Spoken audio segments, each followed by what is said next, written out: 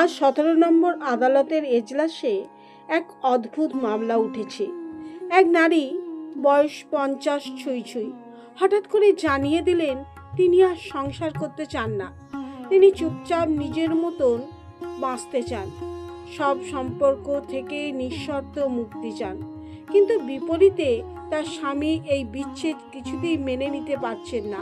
তার যুক্তি, মেয়ে বড় হয়েছে, সংসার অনেকটাই গুছিয়েছে, এখন সময় শুধু দুজন মিলে একসাথে কাটানো। তবু অনুপমা, সেই নারীর নাম, তার নিজের মতো করে বাঁচতে চাওয়ার সিদ্ধান্তে অটল। শঙ্খলীন আর অনুপমা, এই দম্পতির গল্প অনেকেই জানে। সমাজে তারা সুখী দম্পতির উদাহরণ হিসেবে পরিচিত।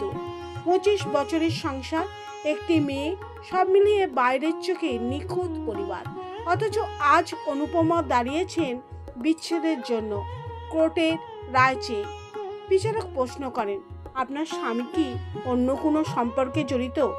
অনুপমার হাসি মিশ্রিত উত্তর, আজও ওর জীবনে আমি ছাড়া কেউ নেই, আমিই ওর সবচেয়ে প্রিয়। তাহলে কি কোনো নির্যাতন, গায়ে হাত তোলেন? না, ওসব কিছু না। আমি নিজেও আয় করি, একজন কর্মজীবী নারী। আমার উপরে অত্যাচার করার সাহস হয়তো ওর হতো না, বললেন অনুপমা। তাহলে কেন? বিচারকের এই প্রশ্নে যেন জমে থাকা এক নদীর জল একসাথে বয়ে গেল। আজকের ভালোটা দেখেই আপনি বিচার করতে চাইছেন, বিচারক মহাশয়, কিন্তু কেউ দেখেছে আমার গত 25 বছরের ক্লান্তি, প্রতিটি দিনের অভিমান, প্রতিটি রাতে চুপচাপ কাঁদা? আমার স্বামী একজন ভালো মানুষ, ভালো বাবা, ভালো অফিসার, কিন্তু ভালো প্রেমিক না, সে কোনোদিনই হতে পারেনি।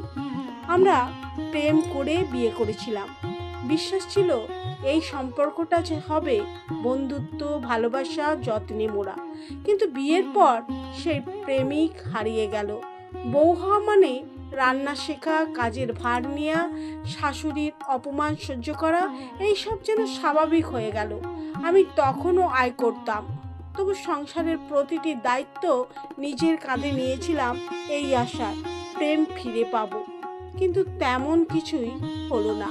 শাশুড়ির গঞ্জনা, শারীরিক কষ্ট, অফিস আর ঘরের চাপ, সব কিছুর মাঝেও আমি চাইতাম আমার স্বামী একটিবার পাশে এসে বলুক, চলো আজ দুজনে মিলে কাজ করি। কিন্তু সে চুপ থেকেছে। সন্তান হওয়ার পর শরীরে কিছু বদল এলো, চোখে ঘুমের অভাবে কালি, গায়ে ক্লান্তি। তখন আমি বুঝলাম তার দৃষ্টিতে আমি কেমন যেন অচেনা। অফিসের চটকদার সহকর্মী তার কাছে হয়ে উঠল বেশি গুরুত্বপূর্ণ। আমি শুধু এক সংসারে সামলানো মানুষ, প্রেমিকা নই। একবার নয়, বহুবার বলেছি আমি আবার প্রেম পেতে চাই, তোমার প্রেমিকা হয়ে থাকতে চাই। সে শোনেনি। আমি তবুও থেকেছি, কারণ মেয়েটার মুখের দিকে তাকিয়ে বাবার স্নেহ থেকে তাকে বঞ্চিত করতে চাইনি। কিন্তু আমার স্বামী, সে কি একবারও আমার অভিমান বুঝতে চেয়েছে? সে আমাকে দিয়েছে সবচেয়ে ভালো বইয়ের খেতাব, বন্ধুদের সামনে আমার সহ্য শক্তির প্রশংসা করেছে, কিন্তু নিজের ভালোবাসাটা কোনো দিন তুলে দেয়নি। আমি তার একটিবার পাশে থাকাও পাইনি, একটিবার জিজ্ঞেস করাও পাইনি তুমি কেমন আছো। সে নিজের মতো জীবনের স্বাদ নিয়েছে, বন্ধুদের সাথে ঘোরা, রাত জেগে আড্ডা, নিজের সময়কে নিজের মতো করে কাটানো। কিন্তু আমার সময়, আমি 25 বছর সংসার করেছি, 23 বছর মায়ের দায়িত্ব পালন করেছি, নিজের জীবনকে ফুরিয়ে দিয়েছি যেন। বিনিময়ে আমি পেয়েছি শূন্যতা। তবে আজ আর না। আজ আমি শুধু একজন বউ হয়ে বাঁচতে চাই না, আমি স্বাধীন মানুষ হয়ে বাঁচতে চাই। আমি সকালে সূর্য দেখার সময় চাই, রাতে ডায়েরির পাতায় নিজের অনুভব লেখার সময় চাই। আমি চাই না ভোরে উঠে কারোর জন্য চা বানাতে গিয়ে আমার ঘুম কেটে যাক। আমি একটু সুখ চাই নিজের মতো করে, একটু শান্তি চাই যেটা কাউকে বোঝাতে হয় না, একটু ভালোবাসা চাই নিজের জন্য। বেশি কিছু চেয়েছি কি আমি? নারী হয়ে জন্মেছি বলে সারা জীবন দিয়ে যাব আর কিছুই ফিরবে না?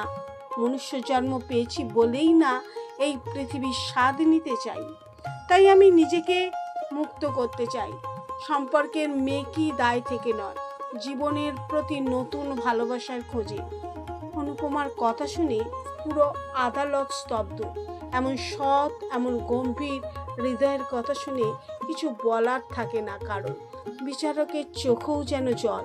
এই দাবি কি অনুপমার একার, নাকি এই গল্পটা পৃথিবীর অনেক অনুপমার? কারো জানা নেই। তবে এটুকু বোঝা যায়, জীবনের প্রতিটি সম্পর্কে হৃদয় ছুঁয়ে যাওয়া ভালোবাসা না থাকলে তা শুধু দায়িত্ব হয়ে পড়ে। আর দায়িত্বে মন তুষ্ট হলেও আত্মা হয়তো চুপি চুপি কাঁদে।